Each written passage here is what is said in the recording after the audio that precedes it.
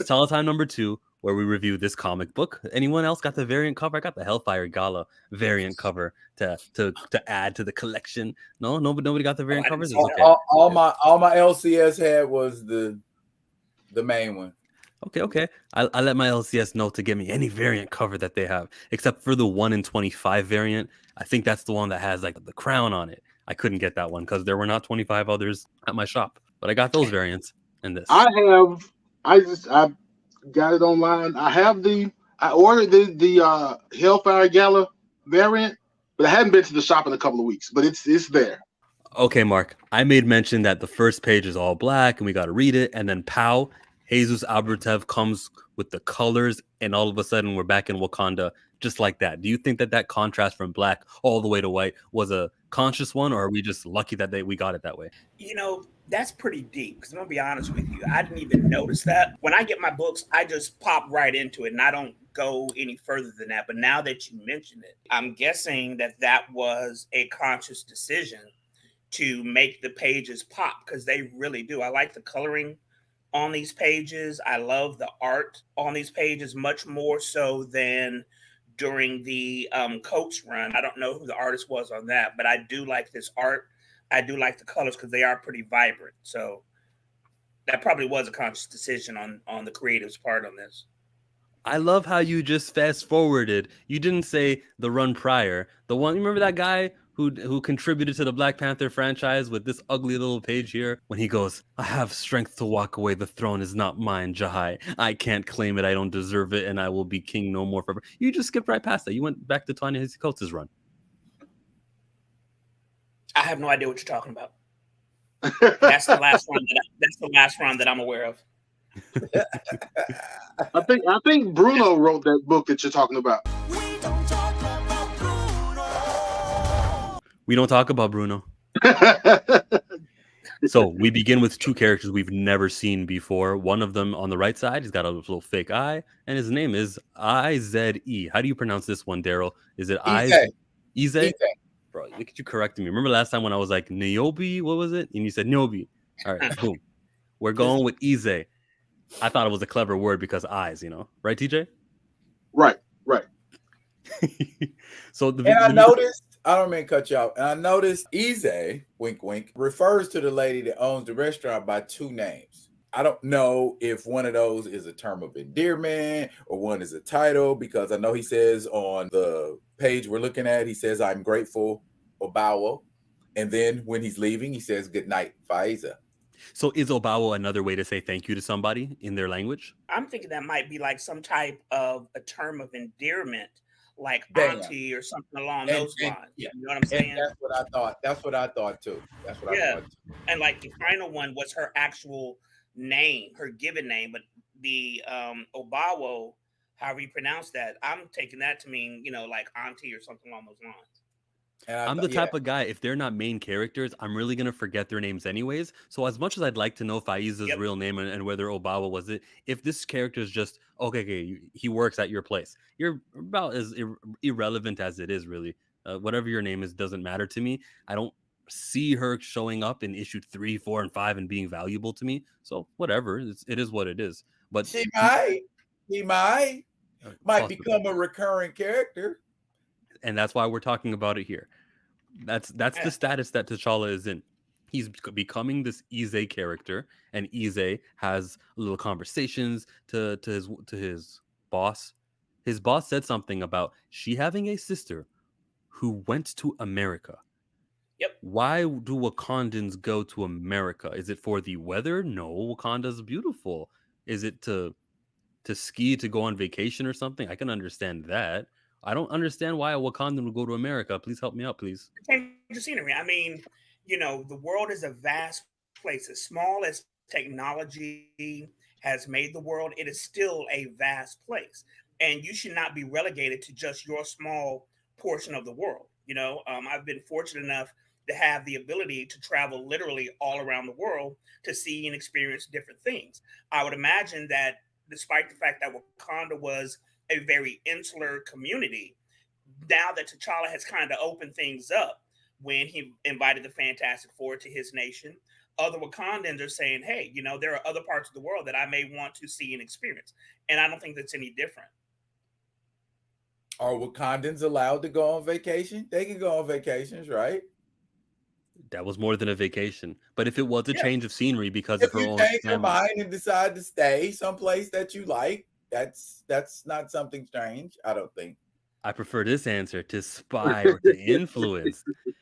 Big ups to Kamoyo Kid, who's a member, which is why he's able to live chat right now. If you want to become a member of my YouTube channel, you could be part of the T'Challa Time streams, which are happening live, even though you're getting a recorded version of this video, folks. Okay, TJ's in the building, Gray's in the building, and Mike is in the building. I'm going to go to TJ first.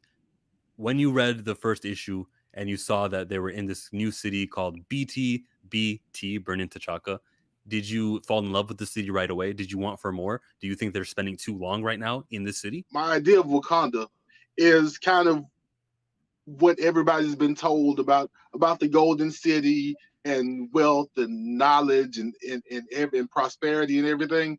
So I like the fact that the book is telling us, no, there are these places, and there are cities that maybe a little more sketchy or whatever. Wakanda has regular people too. I put it that way. I'm looking forward to exploring that. Regular people. Some people call this the Chicago of Wakanda. Would you agree with this, Gray? I feel like Chicago is so overused in that way. Watch what you say. Huh? Watch what you say about Chicago. Let's say the west side of Wakanda. How about that? Where are you from, TJ? Where are you from? I am from Montgomery, Alabama. I don't have any affiliation to Chicago. If there's anyone on this live stream with an affiliation to the Illinois Mass City, speak now, forever hold your peace. Now, basically, I like that this Wakanda is more like ground level. It's not it's not like the Golden City or the Falls where he fought could kill Killmonger. It's like more city, more ground level base type things where people are getting like shook down for like resources and stuff like that. It's more, it's more to me, just more ground level. There's another ground level moment down here where our female villain or hero, we don't know yet, we don't really know, Besa starts talking. She's going to bring up about how everything's taken care of in Wakanda, but damn, are there not rich people just getting money off of their families and mines, and she's a little bit sour. And if everyone's being fed and being clothed, right, everyone's sheltered, what is she thinking about? What's her problem? I don't get her deal. I'm sorry, G-Real. Wakanda is taken care of. The people, the citizens there don't have to struggle, but we're mad because some people have more. Well, who cares? Your basic necessities are taken care of. If you want to work harder to get more new things that are like if you want to have the trips and some of the other luxurious things, it's not like you can't work to get those things. It's like the perfect society. So to see her complaining doesn't really endear me to her. Now, I gotta push back against that thing of it being a quote unquote perfect society. It is an advanced society. It is a highly advanced society, but advanced technology does not eliminate want. Advanced technology does not eliminate opportunity, proximity, or circumstances. And that is what creates things like crime. And that's why there's crime, because it seems like to me, everybody's like, wow, there's crime in Wakanda. Yeah, there's crime in Wakanda. There's crime everywhere. So why would we think because this place is so technologically advanced that there isn't any crime in? Now, as far as what, I'm sorry. No, go ahead, keep going. But as far as Bisa, or how I like to refer to her, Antelope Ninja Lady, to me, she seems like she's got an agenda that hasn't been revealed yet. And I want to like sit still and wait to see that agenda develop. I think she's somebody who's trying to get hers, more or less. If they can have all of this, then all I have to do is take it from them and I'll have it. And how about T'Challa for being all over her? He's been following her when she goes to that museum area, and he's pouncing right on her. from the beginning. He has his city under control, what he's supposed to. He's just like it was during Hell's Kitchen, the way that he's running Brandon T'Chaka. If someone's going to be going from tree to tree to tree, and the pictures were beautiful. Thank you, Chris Allen, for the way you did this picture specifically that I'm putting on the screen right now. Beautiful work, but T'Challa has her under control. Mike, how do you feel about this new villain and her relationship with T'Challa? Honestly, I see them hooking up. That's all I kept seeing, and I hope she avoids that. I don't want that to happen, but that's all I saw, honestly. Seriously. Truly. He's going to be getting some antelope ninja lady pretty soon. I don't want that to happen. I don't either, but I mean, it's a trope, but, you know, I mean, those abs were kicking in issue number 1, so, you know. They sure were. They sure were. What D-Real just said reminds me, and the way I envision Wakanda being, it reminds me of how Saudi Arabia is, in that pretty much the locals and Dubai, I've been to Dubai before, pretty much the citizens' needs and wants are taken care of due to the wealth of them being an oil-producing nation. And even though you have a job, you have health care, you have a place to stay, I think it's inherent in the human nature to want more than what you have. And I think that that's probably what's going on in Wakanda, in this city, is that, yeah, you got a job. Yeah, you got free health care. Yeah, we're the most advanced nation on the face of the earth. But I see these people through my television screen having this big house and these 2 cars or whatever. I want that for myself. And I think, again, it's part of the human nature condition to always strive to want more, bigger, and better. If Wakanda is similar to, say, Great Britain, where there's a monarchy and stuff like that, why wouldn't it be a human thing there'll be those levels of, society, whether there's some people that, maybe the lower class for Wakanda would be like middle to upper class. Here, no matter the society, the rich and upper class, and even the middle class does not see what the lower class goes through, because either they don't want to see or don't even think to look. I don't blame the people who don't think to look because they're so taken care of. That it's just not in their worldview, where they're not going to be considering the less fortunate. I'm giving them a bone. I'm not saying Jeff Bezos is right for the way he treats his Amazon workers or anything like that. I just understand what you're going to deal with, what's in front of you in your own eyes. No one wants to pounce on me for that one? Okay. In the fight with he and her, they crash into some windows and she's able to survive it. I don't really have a problem with that. It's just comic book logic. Who knows? Maybe she's got vibranium weaved into what she wears. But because she crashes down, falls down, and he kind of leaves her and he expects that the authorities will take care of her. Is he being a little bit naive? Does he want her to escape? Like, what is he doing there when he just lets other people... He's flirting? Yes. Oh, he's not flirting. This is like some Batman Catwoman, right? Yeah, that's that. Straight up, that's what I thought. I'm just waiting for it to happen. If you look at the landing, if you look when she first hits the ground, you can tell she landed comfortably. She knows what she's doing. I don't think he's worried about her as far as the landing goes. And the cuffs too. She had the cuffs on, and then she looks like she's on the ground smiling.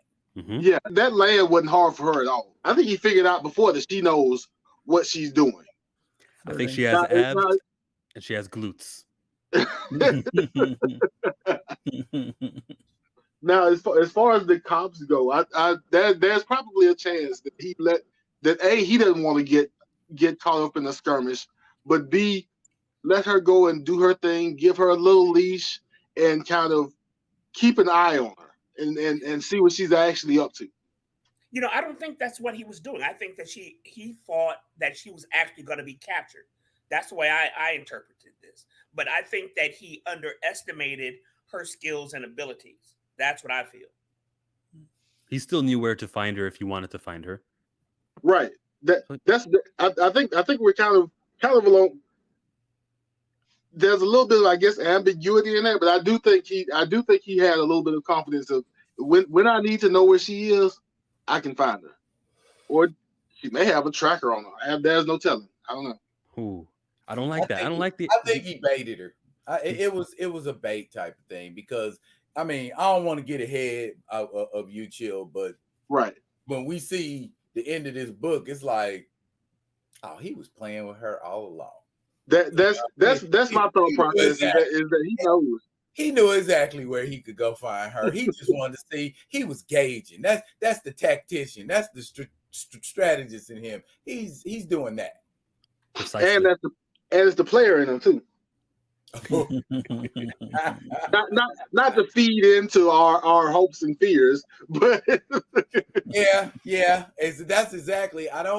I'm with Mike, man. I don't want it to be that way. I mean, but everything I'm seeing right now is like, that's Felicia Hardy like a mug, you know. Why did you want it to be that way?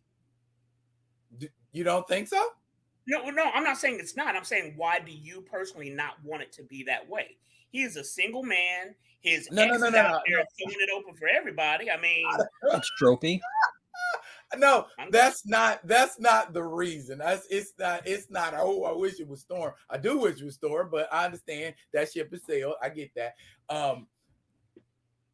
That ain't who I want. That ain't who I want him to be in a romance with. I know I'm not the person who has that say, but just personally, that's not who I see him getting with. Or so you want him to be?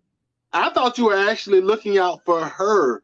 And not having her drop in and that be her secondary role off the bat.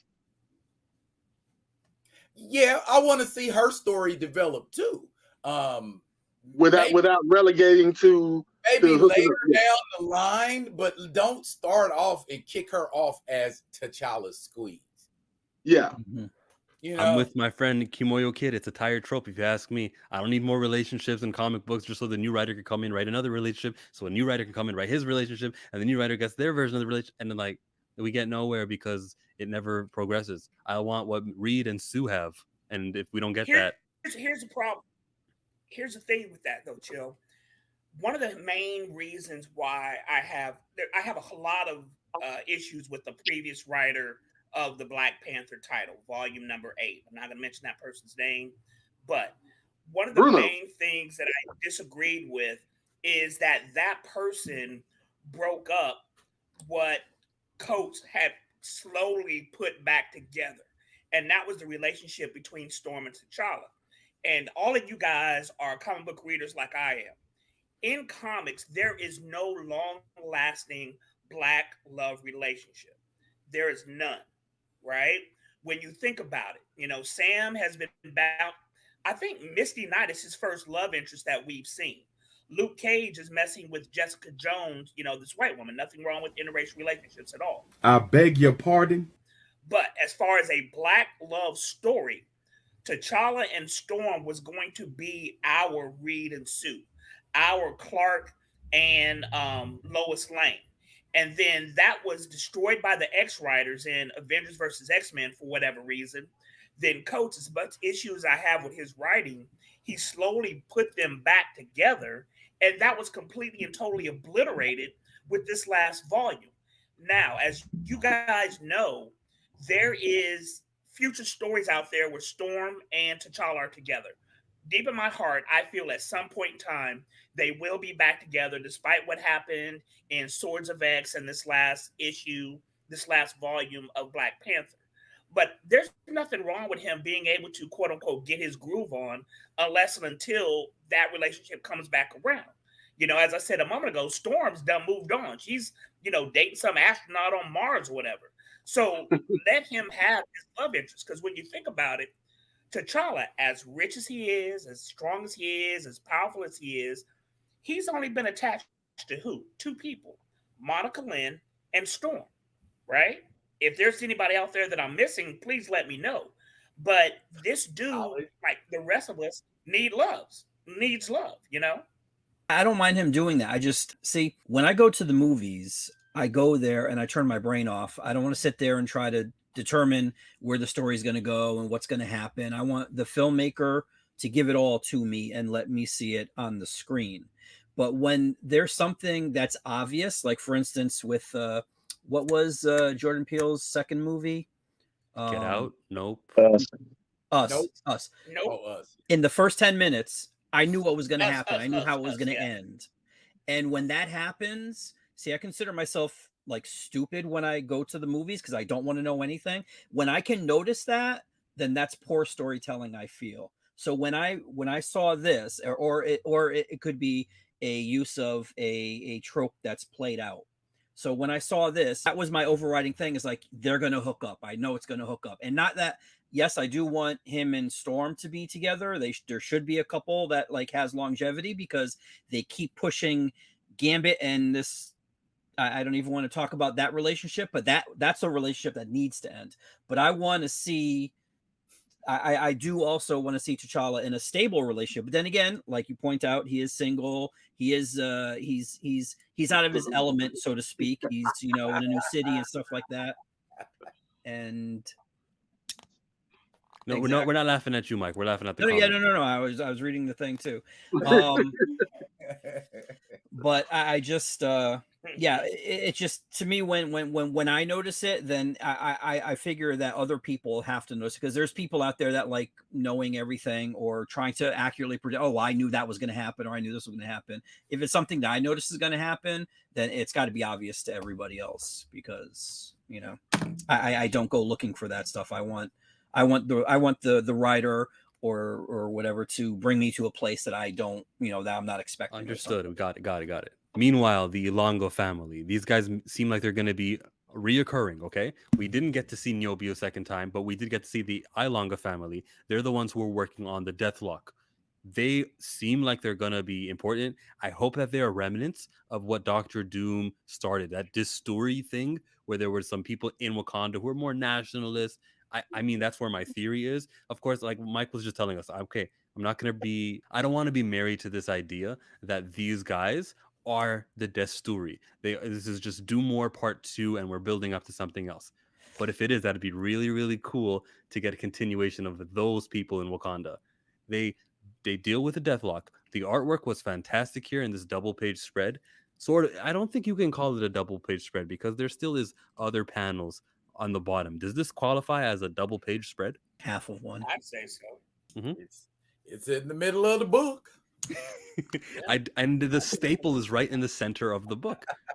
Now, did you read Savage Avengers? What happened in Savage Avengers with Deathlok? Well, that's the last place that I know that Deathlok was, and I don't know what his status was at the end of that, or if because I know there was something where I guess they went to the 2099 universe.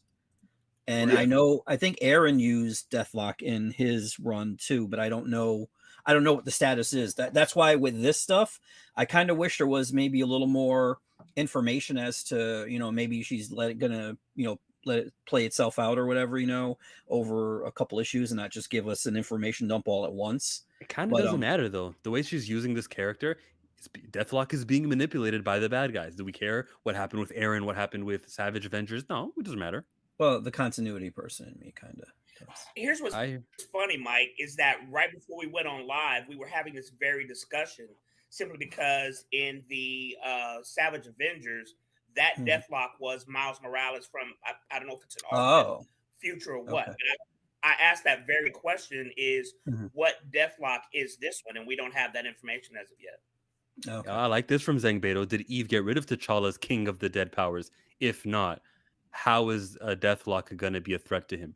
How would it be a threat to him? What is he trying to get at? Is Zeng Beto saying that because Deathlok is dead, he should be controllable? Is that what he's saying?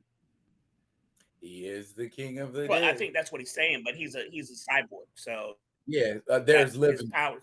T'Challa's King of the Dead powers would seem to be irrelevant. Yeah, okay. Deathlok has some living tissue on him. Would you agree with this, Theo? I know you were reading Secret Wars when that happened, and the whole King of the Dead stuff. Deathlok, cyborg, reanimated and everything like that. So if there's a question about whether or not King of the Dead abilities would be able to be used on him, if they were, they would be extremely limited. As D-Real said, that there is living tissue within Deathlok. I don't think, in regards to the question that was asked earlier, in regards to whether or not he has his King of the Dead powers, if Eve has gotten rid of those, I don't think she's touched on it yet. You know what? I'm not gonna say what I started to say. I'm gonna leave that alone. I don't think she's addressed it yet. So someone mentioned that I guess coming out of Doom War and out of his kind of resurrection from wherever he was, that he may or may not have the heart-shaped herb source powers anymore. Is that a thing? She addresses that right here in issue 7. I'm Yes. in issue 2. She touches on that. Now I'm Right. glad you brought that up because I know in Reginald Hutler's run, Uh-huh. kind of acted some type of way with Scion able to defeat T'Challa, even though he had the heart-shaped herb in his system. And I know it was something that Amalolo brought up to Shuri in the last run. She was like, well, he doesn't have his Panther costume. And Shuri was like, don't get it twisted. He's the Black Panther, regardless of whether he has the Black Panther costume or not. And even in this issue, I am far from defenseless. I still have all the skills and powers imbued by the heart-shaped herb, and I am remembering how to rely more on my senses, my intuition. So I think that's Eve looking at what came before her and acknowledging he wasn't portrayed correctly in the previous run. I'm going to remind you that, because in case we didn't know, people that have those questions, it is still in his system. Maybe he wasn't the best version of how he was last time in the previous run, but that's not what's going to happen in this run. I love it. I apologize for getting here late, fellas. Eve has been, as far as I've looked in this book, she's actually touched on some things that took place in Marvel Voices Wakanda Forever. Do you think she hates Voldemort for what he did in his volume 8 of Black Panther? I really think that she actually like hates him. Like not we had disagreements, but like it's literal hate. It's like, this guy, what was he doing? All right, come here, give me the pen. Let me start fixing some things and see what we can do. I think she hates him. I've never seen her do an interview where she gives a positive answer about the piece of trash. Like she probably read that Esquire article and said, no, this guy is not my people. Well, didn't she laugh at it? She said she read his last issue, and she bust out laughing. That's what she said. She bust out laughing. Now I think all of us to a degree have written on various levels. Unless you're writing a comedy, it's never a good thing when anybody reads it, let alone a fellow author, and they start laughing at your story. So, if that was not the intent. Well, look, can I just interject something here? The last run of Black Panther was the worst run of Black Panther ever, and that's taking Kirby's God Rest His Soul run into consideration. Volume 1 of Black Panther was just dumb until the last 3 issues, 13, 14, and 15, which was written by somebody else. But one of the things that I noticed about Eve right off the bat, what she undid was the disrespect of the common people that T'Challa had to face in that last run. No matter what you as a regular old citizen of Wakanda thought, the royal family has been in charge of Wakanda throughout the history of this nation. And for individuals who are brought up in a monarchy, more often than not, you're going to have deference and respect for the monarchy. In that last run, in issue number 2, you had somebody saying F you to T'Challa to his face. Eve, in issue number 1, undid that. She had the lawyer dude, whose name I can't remember, literally bowing down to him. You know what I'm saying? So she has definitely undid a lot of the damage that was done in just 2 issues, in my estimation. I couldn't agree more. And she's doing it subliminally. Like, if you see it, like, oh, okay. Like, even if you're just a casual and you read some of the stuff from the previous run, you looking like, oh, okay, that's what that is. Okay. The casuals are being on. This is sort of a casual thing, a comic book. If you look at the way they depict Shuri, she's kind of friendly, laid back with the way she was in the movie, as opposed to the warrior one, who was more like aggressive, kill first, ask questions last. We all remember how she was before 2018's film, okay? She did have a distinct personality. I think it's time to just give up on that. What Letitia Wright executed in her movie appearance with Ryan Coogler and everyone else who did that movie solidified that the new Shuri that we will see in our comic books is going to be playful. Let me throw it to Gray. Are you okay with the way Shuri has been? Because it's not just Eve Ewing doing it in this comic. It really is like a comic line wide edict that Shuri is playful and she's really smart and she's the one in the chair and she's not kick-ass Shuri. Gray, what do you think? I don't mind it, but I wish she was a combination of both. Really. We're not going to get enough fighting scenes with her. We're not. I mean, as long as they build that up. I mean, if they build her up to that point, then cool. I'm cool with it. Somebody said earlier in their review, I don't remember if it was Theo, maybe it was D-Real. One of you guys were talking about how she can turn into birds. Well, the whole thought process was, okay, Parliament's going to be monitoring communication, so I might not be able to communicate with you. Wait, ain't you like one of the smartest, if not the smartest person in Wakanda? You're telling me you don't know a way to circumvent the Parliament. You don't know a way to keep your stuff separate to where even if they do observe it, they aren't going to gain access to it. I mean, wasn't that what T'Challa was doing, kind of? And watch this. While we do know that T'Challa no longer has the abilities to communicate with the dead, that's not true when it comes to Shuri. She can. That's one of her abilities as a griot. So why isn't that a way that she can get? Hey, I would prefer. I mean to cut you off, Theo. I saw in what is it? Ultimate Invasion. Wasn't the Illuminati at the necropolis? If all them folks can show up at the necropolis and hang out and kick it, you telling me, and nobody knew they were there. At least it didn't look like anybody knew they were there. Why couldn't him and Shuri meet me at the necropolis? And he didn't taught her everything he knows, so she don't know about shadow physics. Because shadow physics can literally have him, her, Wakanda, the Golden Palace. Because you can literally have whatever transported, regardless of however big it is, instantaneously. He ain't teach her that. Bottom line, communication shouldn't be a problem. Right.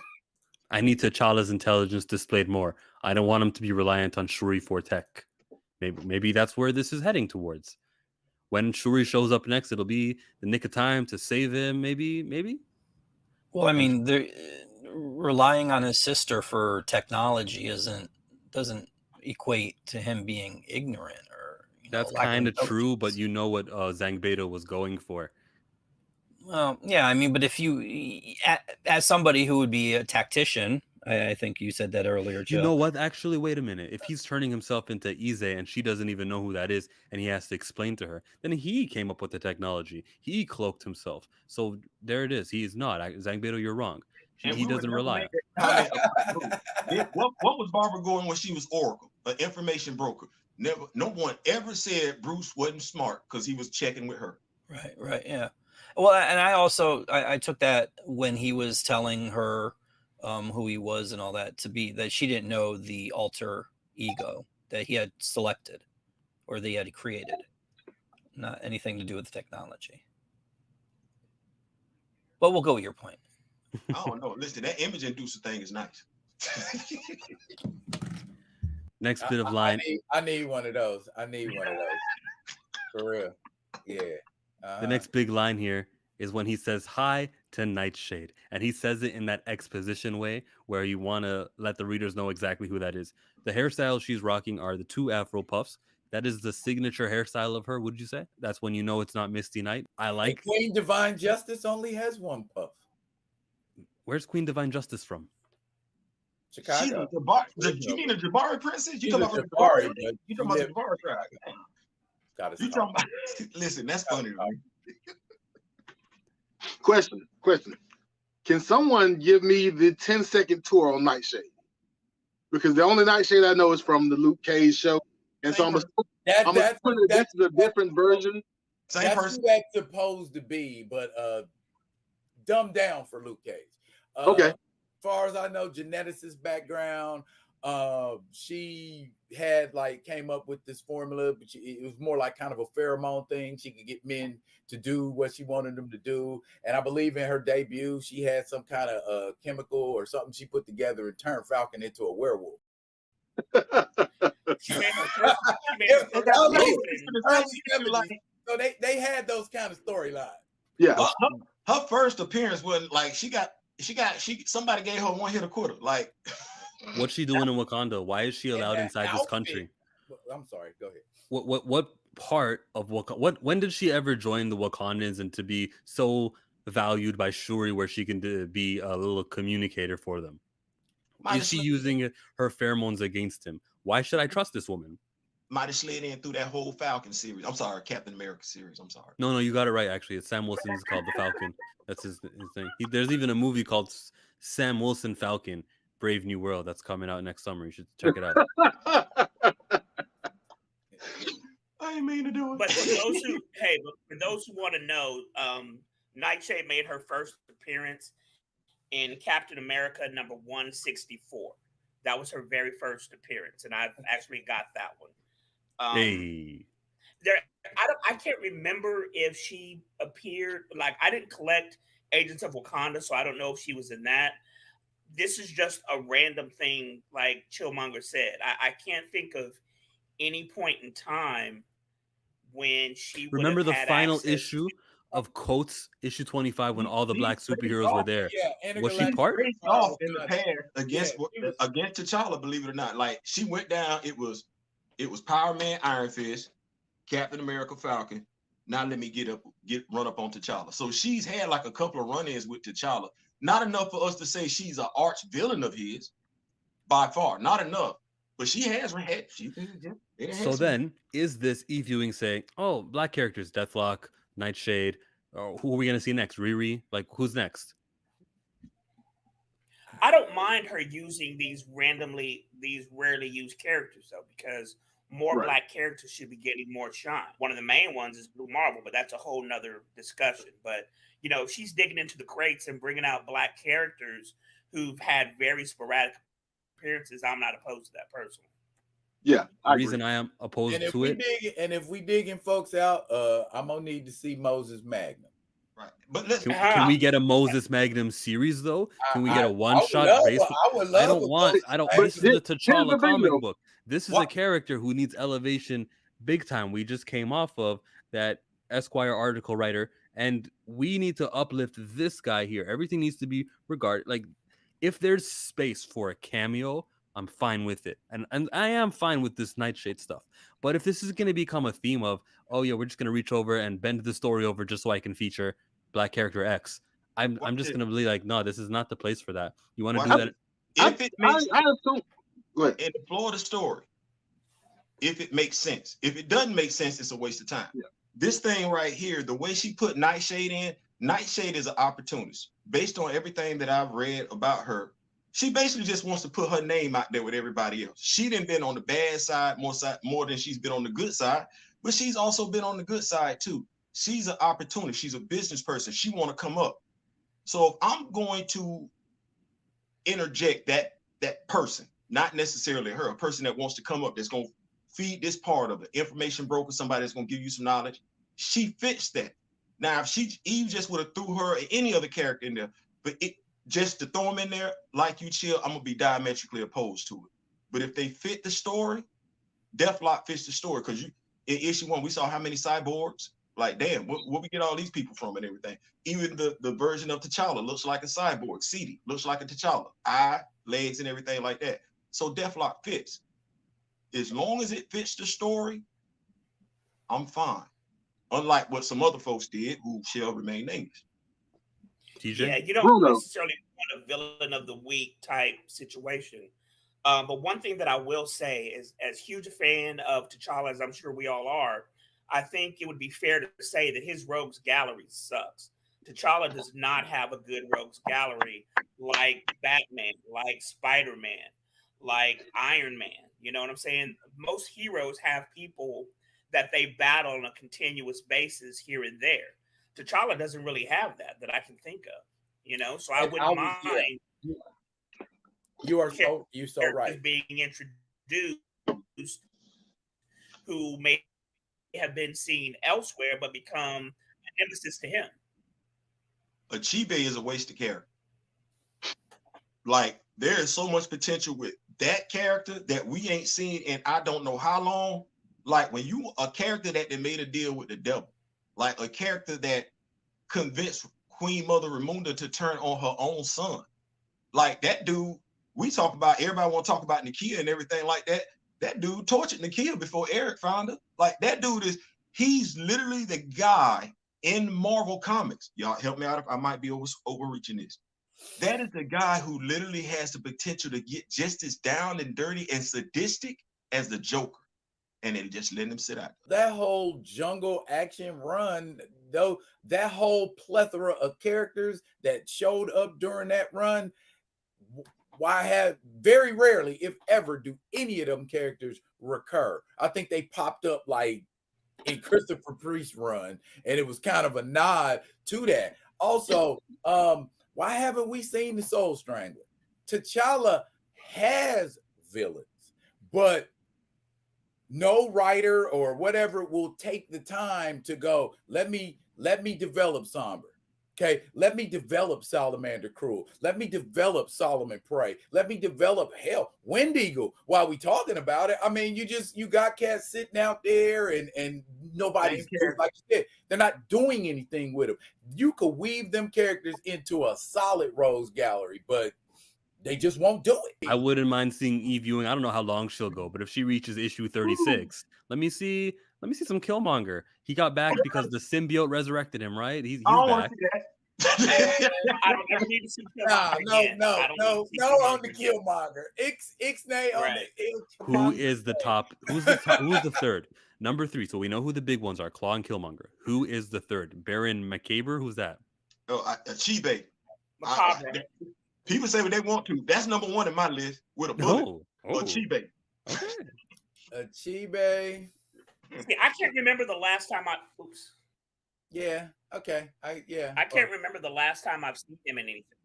Jakara? You know, I mean, what was the last story that he was in? Who? I can't think of anything. You talking about a Chibe? Macabre. Oh man, good God Almighty! Yeah, I need to put up a poll. If you blink, you'd have missed it on the Christopher Priest run. Yeah, because I think it was one run where Eric was brought back from the dead. Yeah, and the resurrection altar. Yeah, Eric was brought back from the dead. Yeah.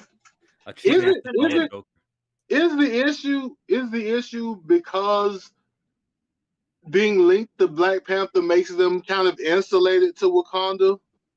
No, some of these cats been showed up in Iron Man. Some of these cats been showed up in Captain America. Hell, some of Cap's villains then showed up in Wakanda.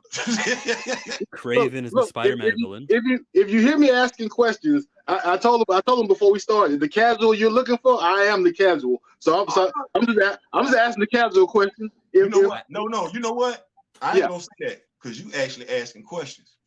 Like I said before, this is gonna be my first T'Challa run actually reading.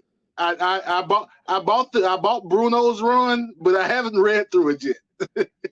We had a similar story where we kind of got into comics after the movie 2018. We go to the store and we're like, Intergalactic Empire, what? And we were just turned off of it. I am that. He is that. There's a lot of us who can be turned off. Likewise, when we talk about the human trash who was writing what he wrote and making T'Challa not king anymore, people may come into this and see, he's really not acting like movie T'Challa. He's acting like he's not the king anymore. What the heck is going? I'm not gonna fall. Like there may be some readers turned off by this, and I have to ask, like I ask everyone. I think Mark, you're new here. Mark, how much longer can we go honoring and furthering what Mr. Ron Gidley wrote? That whole run should be burned. It should not ever be considered. Well, no, I don't care about it. I don't care about the past. No, let me cut you off, Mark. The question that I'm asking you isn't about, the past sucks. Sure, agreed. Does Eve Ewing really have to hold on to that and further that he's no longer the king? Absolutely not. It's been two Absolutely issues. Not. Absolutely not. It's not going to end in the next issue because we saw how this issue ends. It's not going to end in issue 3. He won't be the king in issue 4 either. How much longer are we? Like, I'm not patient. Well, here's the thing, though. You can't put all of that on the last guy. You have to go back 2 volumes to Coates. Coates is the one who established this whole changing from the monarchy to this Democratic Republic or whatever the heck they got going on over there politically. I am adamantly opposed to that. T'Challa has been the king. His line have been the kings and queens of Wakanda for hundreds and thousands of years. That was one of my issues with Coates, the way that he, laid the groundwork for this to occur. The other guy who followed Coates ran through this with the Mack truck and then just really laid into that. Eve does not have, in my opinion, Eve should not be beholden to what the two previous dudes have done. In my opinion, she should revert them back to the monarchy, putting T'Challa back on the throne. Wakandans tried, the representative democracy or whatever it is, and they found out that it wasn't for them. Having an elected parliament or whatever isn't for every nation. Democracy does not work everywhere, even though America tries to export it. Well, where are these writers from? There is nothing wrong with that. And these writers are Americans. They are Americans, but up until Coates, nobody had a problem with Wakanda being a monarchy. I'm not. My God, I'm sorry I said that. Don't worry, I'll bleep it out. I can bleep it out. Don't worry. Gregor did. You know what I'm saying? No, these people didn't have a problem allowing this man to be the king of a nation. So. Theo, go ahead. And by the way, long story short, Eve should not be beholden to what happened. So maybe she is telling a story to revert it. I'm sure if we asked her that's what she's saying. Hey, listen, it's going to take some time, but while we get to the making him king again, getting rid of the democracy and making it monarchy, we're just going to introduce Besa, and here's these Ilonga family, and here's this other stuff, and it will culminate in him being back where he's supposed to be. I'm not patient. Now, Theo. Much to what he just said, I want the story. For 15 issues, we got a story that made absolutely no sense. I do believe she's going to restore him to the crown. I do believe she's laying the groundwork right now to restore him to the crown, because one of the things that they're talking about is there's an issue. It's not an issue of needs. There's an issue of we want to have just as much as the next person has. And in the Golden City, she talked about it. Basil did it. Basa did in this issue about how things were. So I believe that she's laying the groundwork. I want a good story that's going to lead to him being back on the throne that makes sense. I want her to get her flowers. I don't want her to face any ridicule where she put him back on the throne and her story was just as horrible as the person that came before her. So I'm not married to time as much as I'm married to the fluidity of a great story. Something you say you ain't got no patience. I got to give her the same amount of time I gave her last, at least 15 issues. So that's fair. Mike, you were saying about the movies. Smart. Was that when Namor showed up and said, "Hi, I'm Wakanda's savior"? I don't know. I stopped. I think it was when he got knocked on his tail by a dude riding a buffalo. I was done. I don't think we're seeing that villain return. You know what? Hunter could be a villain who returns. Oh, I guess not. No, we're not a fans of Hunter in this room. I want everybody getting watched by the Falcon. So yeah, I want Hunter to return, but if I'm a Wakanda fan, Hunter is loyal to Wakanda. His only issue with T'Challa is T'Challa ain't bloodthirsty like him. He ain't finna do everything. But we've seen everybody had an issue with T'Challa. In Secret Invasion, they had that issue with T'Challa. His ancestors had that issue with him. The only person that's bloodthirsty is Shuri. So when was the last time we seen Hunter in Wakanda where he's supposed to be in the first damn place? So I would bring Hunter back, bring back Hatuzraze in time, tell a good story. Reestablish the doors. We know why they're in place. We'll bring everybody back. Let's get everybody back up under one roof. And now I'll throw the question at Gray. What number issue would you like to see T'Challa return to being the king? I'd say about 7 issue. After that first trade, right? Yes. Gray, if you want to speak more, go ahead and speak more. Say more things. Like this, you haven't really contributed much. But I want to make sure your voice is heard. So what do you got to talk about when it comes to pretty much everybody has said what I agreed on to the most part. Okay, then we'll start a new topic then. All right. Gray, how about the character design for Besa when she's not dressed up in her super outfit?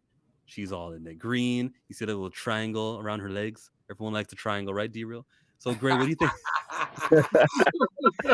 Yes, we do. Give me your feedback on the artwork here from Chris Allen and what Ewing probably directed him to draw. I like it. I like it. She looks very classy, stylish, upper middle class. I like the next to the last shot when she changed her clothes and she's checking out whatever she took from the house. Can we get a shot of her nails? Her nails when she got the flash drive in her hand. Can we just look at nails? Like this bit right here. This bit right. This culture right here. We doing it for the culture. We doing it for the culture. Do you see that? Do y'all, all y'all women that's rocking with Chillmonger that's on this live, do y'all? I see that. Y'all see that? We doing it for the culture. Shout out to Chris Allen. Big Chris, I see you, big dog. Can I point out something real quick? We were talking about is it Besa? Is that how we're pronouncing it? Besa? Sure. We were talking about her earlier when she broke into the museum house somewhere. When she was breaking in and talking about how Wakandans are provided for, but some people have more, and greed, and owners of coal mines versus the people digging and everything. And the conversation veered towards kind of a jealousy for people that have things. But if you fast forward to this page, when she's on the street, she's got diamonds encrusted into her face. She's got the nice nails, nice outfit. She is not lacking. So between that and whatever she actually went to find, like she was talking about the haves and have-nots, but I don't think she's on the have-not side. She don't work for free. She don't work for free. She told her buddy, she said, listen, your daughter's still alive and everything. She's still with him and everything like that. I need that change tomorrow. Now, and maybe that's why she's not on the have-not side, because she knows how to work the system already. Right. On the computer, she says, "Where are you, my dear one?" And an image of this woman pops up. Any theories? One that went to Merck. Girlfriend. Maybe Besa is in some way, shape, or form related to Pfizer. She had somebody that left and went to America. Could that be the same person? I don't know. So I mean, I give Eve credit for having that kind of intricate writing that later on a couple things are gonna click and everybody gonna go, oh, I remember back in issue 2 when, or oh, I remember back in issue 1 when. This sounds like one of them is gonna be one of them deja vu moments. And she doing a hell of a job, linking stuff up to stuff that happened in the issue she did, something that a previous writer did, something that didn't happen in a whole different comic book. She has been leaving a lot of crumbs. You just have to have been somebody that ate that particular cookie to know that that's what that cookie is. She's leaving them out. What a Tallahassee, Florida saying. It's about the crumbs, but you didn't eat the cookie. That's fire. I like it. Let's close that out now. The final page of the comic book. He's like, playing detective, I see. And you said I have delusions of grandeur. Boom, he's reading the book on the side. Perhaps it's time you and I get to know one another. And there she is on the side on the left, and there he is on the right side reading a book. What is he reading though? There's no title on the book, man. It's probably just a picture book, T'Challa. Can I ask you a question, Chill? What? Because you were one of the champions on the last author's run to talk about the way he used verbiage in regards to Wakandans, T'Challa, big ups to that and everything like that. You did a hell of a job pointing that out. How do you feel about T'Challa's demeanor and the language, the verbiage, the writing style that Ewing has, the way she has him carrying himself? How you feel about that compared to the last guy? I think he's back to neutral. Now, it's nothing super impressive, but just the fact that there's no longer moments like where he would say something like, where the Wakandans would use the term persona non grata, and that's like a Latin term. Where has the Latin influence ever entered Wakandas into where it becomes part of their speech? There were other times when Shuri and T'Challa were talking like, I don't know, 90s hip-hop kind of slang, and since that's not happening, I can give Ewing credit for that. She's not doing nothing special, though. Like when he's talking to himself, and he says the word who, and then he says, I should have said whom. I know more than... I know better. And when he says that, I go, oh yeah, because he would be knowing better. It's still weird to hear him talking out loud. Is this T'Challa more confident to you than the last version? Well, he's in every way better than the last version, but I've seen better. T'Challa now in these 2 issues is completely different than what we got in this last run. The one that we got in this last run, that writer acted to me as if he had never read a Black Panther comic book before. He acted like he'd never read a Captain America comic book before. He did not have the voice of those 2 specific characters. He had them acting in a way contrary to 55 years of artists, writers, illustrators have had them displayed. And that's what made it so tragic, because you had the opportunity to not only do what Coates did and then build further, but he further devolved the character. And Eve has, to her credit, in just 2 issues, leveled up from what we got in a whole apparently 15-issue run. But yeah, her voice of the character is significantly better than, I guess you guys are calling that person Bruno, and I'd like to know the backstory to that. But yeah. Wakandans usually speak with purpose, like a Shakespeare play. That last run was like an episode of Martin. Theo, you brought this up when it comes to the verbiage. You threw it at me. You got my answer. What's your retort? What is your reply to that? I'm a fan of it. I mean, it makes sense. The word bubble on the cover blew me away because I hadn't seen that in a minute. Her writing style makes sense. The way T'Challa is talking, it's not the same as those writers that have come before her that wrote him in a positive fashion, but it is similar. The writers are going to be different and everything like that, so I get it. But it's close enough, as you stated, where I'm good with it. She ain't getting ridiculous with it. It makes sense. And as D-Real likes to say, as long as you make it make sense, I'm here for it. The problem I have with the word bubble at the front is it says, brother, get out of there. You're not ready to face Bisa. There's actually nothing in this comic book that makes me feel like that. When I read the comic book, he didn't have to worry about Bisa. She didn't have some sort of information on her. It was false advertising. And I'm going to go to everyone. That's Michael. It was false advertising. I don't care how common it is. It's false. Cover, man. He knew. I think he knew exactly what was coming. Because I feel like every comic with a word bubble on it has something that's not really. That's a 70s thing. That's an 80s thing. If I had a nickel for every comic book I got sitting over there where it's something on the cover happening and that don't happen at all in the comics, is Superman going to come to the Ewing reaching in the back and getting a reference for everybody? This isn't that. This is false advertising. All of you are wrong. Wait. It's false. You agree with me? Yeah, it's false advertising. 100%. Is Black Panther in the comic? Is Beza in the comic? Both of the characters that are on the cover are in the comic, right? And Shuri is in the comic, and they do have interactions, right? So how is it false? He just went literal on you, Chill. How's it false? You are wrong. All of you are wrong. Thanks for having my back. Don't forget who's got the clips, everybody. You're Old not school clickbait. You're not giving. What Kamoyo said. What Kamoyo just said in the car. That. That's clickbait. They've been doing that forever, man. Somebody getting choked out on the cover of a comic book, and you don't see them getting choked out in the comic book at all. Before there was the internet, there was comic. There was misrepresentation on comic book covers way before that. Major. Okay.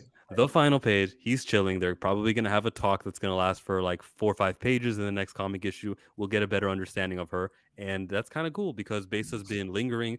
I know we were introduced to her in the first issue, but it does feel longer because we did see her on the cover art for this months prior. So I want to get to know who this character. I don't have a doubt that I'll know more about this character and I'll have enough to know about Besa the character. They could do another mystery box where there's some more to know about her, but I feel like I'll know whether or not she's Wakandan or not, or she's from East Africa, like she said on that blackcomicslords.net interview, which you guys can all check out.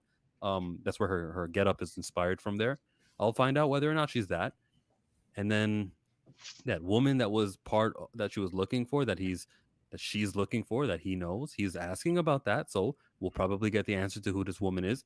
So it's nice to get rewards and answers by issue number 3. We're no longer setting up, while there is set up, the Ilonga family and who this Woru guy is, Woro, Woro. This guy's probably going to be a villain, and maybe they'll team up against him, and maybe they'll kiss, and maybe they won't, and maybe. But we're going somewhere, and it's a good ending. The next comic issue is called Wakandan Wedding. Thoughts? Well, it's not going to be T'Challa, that's for sure.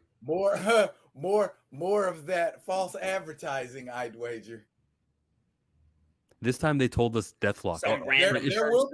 There will be a wedding probably, and I'm a Mark. I don't think it's gonna be T'Challa. No, and I think it's gonna be something entirely different. Random person. Yeah. Will it be a Wakandan wedding? Save somebody at a wedding. I was like, it may be an important wedding. Who knows? Full-time might be getting married. We don't know. Folashade might marry a foreigner. That would be interesting as hell. If she gets married to some sort of like Latvian guy or something, hey. Shuri gonna marry Tosin. I don't even know what, but that's the other thing. When we were talking about characters earlier, villains and everything like that, that's the one thing I hope she doesn't do. Is while we introduce a new character and she's paid homage by, referencing older characters and everything like that, there are some great characters out there in the past that should be used. As I said before, I like Tosin. Young guy, different power set with the vibraniums and everything. I don't like the presentation, but I like Tosin. Let's not throw away these characters, because that's, to me, my opinion. I could be wrong. I've been wrong before. I'll be wrong again. That's what too many writers of Black Panther do. They come in and they do not do anything with characters that are already established. They just keep adding to the fire. Then when they run is over, somebody else come along and they add more characters. Do nothing with the ones that's already out there. So I'm hoping, hey, she used some of them. But see, that could be because sometimes the creators don't feel they have a handle on the character. Would you really want to have a reminder of that 15-issue Abomination with Shuri being married to a character that was represented? No, not married Tosin. Hell no. No, please don't take that the way. I'm saying just bring Tosin back. No, hell no. Don't do that. So what I would like, though, is Eve to bring him back and then to elevate him even higher than whatever, Yeah. Yeah, no. Marriage, hell no. If that's what you got, no, please, done. No, hell no. Wakandan wedding may mean an alliance between two powers or factions. I believe it is a misdirect. You mean like Emma Frost getting married to Tony Stark and having that be about true love? Yeah, see what I mean? And she's lost credibility with me because of that cover. Whoever drew that. Stop, dude. Stop. Okay, it could be Will Moss too. We don't know. He is the attitude. I mean, but the truth is there. He wasn't ready to face Beza yet. That's why he handcuffed her and threw her. So when I say he wasn't ready to face Beza, is because he doesn't know who she is. Like he goes in looking for, I don't know, a thief or whatever, but he doesn't know he's not ready to face Beza because he doesn't know who she is yet. And does Shuri have some sort of information? Shuri knew nothing. Why is Shuri screaming that? Yeah, Shuri. If Shuri had information in this comic, but she doesn't. It's false advertising. Let's get off that. It's totally false advertising. It's the same dude who basically said she had been left this window open for a week and nobody knew it except him. This one dude. So he know more about, and he in her place chilling. Yeah. Just because the last picture is what show him sitting there reading the book. He could have been sitting there reading that damn book the whole time she walked her ass in there and took a damn shower. My dog just sitting just like this right here. We don't know. He been knowing Beza. You're like, yeah, just kind of. She don't know him. She don't know him. He know her. She don't know him. If he unmasks and shows her his face, I bet they kiss. Listen. No, not right off. That's what they won't. All right. Okay. Hey, Yeah. let's have those thoughts Right on. lingering on the comic book for until next month, until issue 3. There is one more final page I want to give credit, like I did in my review when I talked about how they didn't need to do this. There are 20 pages of artwork, and then here's 21. Hey, here's the map, everyone. This is what Wakanda looks like. There's those fictional nations like Naganda and some of the other ones that surround Wakanda. I saw that lake is Lake Victoria, and when I pulled up Google Maps, I got to see where Lake Victoria was, and I'm like, all right. So Wakanda is basically where Uganda is. Good to know as that's part of Africa that it's part of. Nice to know, and I want to give credit to that because Nice it's worth reference to Jungle Action. Nice reference to Jungle Action. They used to do that back in that series. They had those maps in there. Also, for those of us who are casuals, this is a nice drawing to let us know where the Golden City is, where Berlin T'Chaka is, which I would have known. This says a lot for me because I'm new to the game. Just having this map to refer back to in later issues, if I ever get back to reading other runs, this map means something for us casuals. Let me say this then. Let me just interject here then for the quote unquote casuals out there. Last year or maybe even earlier this year, there was a 4 or 5 issue run. I believe it was called World of Wakanda, where they would have an A and a B story. The B story would be a flashback to a previous Black Panther, not T'Challa, not T'Chaka, but on down the line. And always in the back of that, there would be maps. So I would highly encourage you to pick up those 5 issues. I'm looking what So they're Wakanda called. series. It was just called Wakanda. It was just called Wakanda. Mhm. Yeah. It was a 5-issue run in October of last year, ended in February. It was called Wakanda, 5 issues. So if you are a casual, that increases the mythos of Wakanda. Because one of the things, and I'm going to just say this and I'll leave it alone, but in 2018, when the original movie came out, I was always under the impression that M'Baku could not be the quote unquote Black Panther because he worshipped the gorilla god, the monkey god. But in the Wakanda series, they indicated that there was a member of the Jabari tribe who actually did become the Black Mama Panther, even though he was formerly worshiping his other god. So that can be done. And so I would highly encourage you to pick that series up. Well, if I may, that's a great series. Mamadou Fall is of the Jabari tribe, and Nahanda is his daughter. She was also the queen of the Jabari tribe, which is going to get me to where I'm at. Because according to Christopher Priest, the Dora Milaje were initially introduced to keep warring tribes at bay by having their brides to be. Now, of course, this was after T'Chaka went and got with Ramon. The folks got pissed off about that.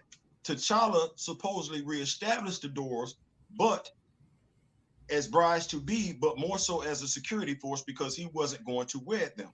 But in that very same issue, that same 5-issue series that you speak of, they say that Nahanda, while she did have the Doors there to ensure peace, because she was the one who established, they say that in that 5-issue series, it was she that established the Doors. They also allude to the fact that she did it so she could run the world, be free to see the world. And one of those doors had on a charm, a glamour charm, that allowed her to be free while the door impersonated her. So it's one of them things where you sit back and you, at least for me, you have the origins, you have history that's already there. And I love what Wakanda did, but Wakanda did come after the fact. We said that, because we said this quite a long time, that for you to be a member, that for you to be a Black Panther, you must be a member of the royal family. Now, Mamadou Fall been around for a minute. This ain't our first rodeo with Mamadou Fall, but this is our first time finding out he was a member of the Jabari tribe, and that Nahanda was a member of the Jabari tribe, his daughter. These are all recent tellings, where if I'm going to sit back and look at it as a Black Panther fan that's been rocking with this character, I'm going to sit back and think about me as someone who's been following Disney, Nate Moore, Ryan Coogler up close and personal. Well, somebody just said in 2018, 3 months after the movie came out, that it wasn't nothing but a mantle. And I'm looking at how Disney, Marvel is influencing Marvel Comics every day. It's an astute observation that I'm looking at. So while I agree with what you're saying, because it's written right there. It's just that you have this here, that there, and while they got similar statements, they also got very different statements. So the 5-issue run is great. It is. I want to repeat and reinforce that they split and dilute and spread apart what's special about Black Panther by spending time on other people who wear the name Black Panther. I see through it. They are really preparing the audience into thinking of the Black Panther as a thing of like, oh, who is it this time? Who's it next time? And it's a bad timing for the Wakanda series. Yep. Yeah, I agree. I think what I was going to say is that the Wakanda book is somewhat of a retconning of the Black Panther mythos, because that was the very first time in that series that I had ever heard of a member of the Jabari tribe being the quote-unquote Black Panther. Because when you think about it, the Black Panthers worship Bast, the Panther god. The Jabari worship the monkey god. And if you go back to like the old Avengers in Jungle Action, when the man ape or M'Baku, he was still going to be the ruler of Wakanda, but he wasn't going to worship Bast. He was just going to have his own god that he was going to worship. So it's kind of like asking whether or not a Muslim could be Pope. Well, no, of course not, because you are of different faiths. So the Wakanda series kind of retconned that whole aspect of it. And I think it, like somebody just said, to be in line with what the movies are doing. Hey, that was T'Challa time. We went way longer than an hour, but that's okay. Almost. Oh, you should have knew with all of these people in the room, you weren't getting no less than an hour. Like the video, if you like what you heard, we all can be found in various places. Rogue Comics has a store literally called Rogue Comics in Bridgeport, Connecticut. If you're ever shopping, go there. Gray, where do you want to be found at? Find me on Twitter. I'm on there. Recast T'Challa. That's I ain't saying, I'm just saying Theo B. Find him on Twitter, find him on YouTube, find him wherever he talks. TJ's YouTube channel is called Flash by Night. It's Flash by Night, and I do a little Moon Knight stuff, a lot of Transformer stuff, and whatever else I can think of. Try to entertain the public, let people see my gray face. Mike just turned on his microphone. You want to say something, Mike? Hi. Okay. Thanks for having me. I also feel though that you're wait, what are we saying? We're just doing goodbyes? Yeah, we're doing goodbyes. But say what you got to say. Well, no, I think you're being a little too critical of Eve at the moment, because she has a mess to clean up, and I think she's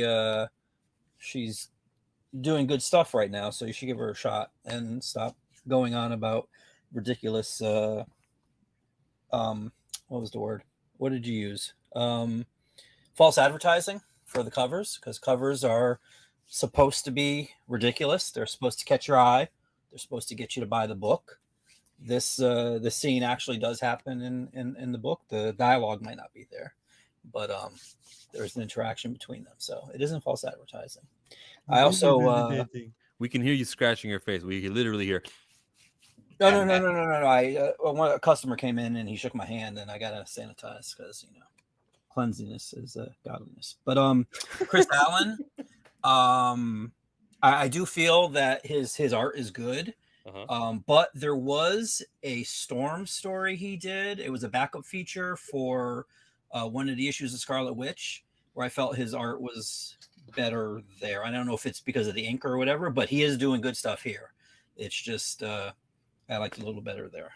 But yeah, I hope this continues to get good. I hope Eve continues to restore T'Challa to prominence. I also do feel that while it would be something for him to be king again because of what Deathlok did with the previous run, I do feel that I wouldn't want her to just, hey, you know what, that was a bad dream, he's king again and everything is right. Let him struggle for a little while. Let him this is the problem that comic book fans had when Steve Rogers chucked somebody out of a helicopter and said, "Hail Hydra." Like they didn't allow him to go through that journey where, oh, this is the reason why this happened.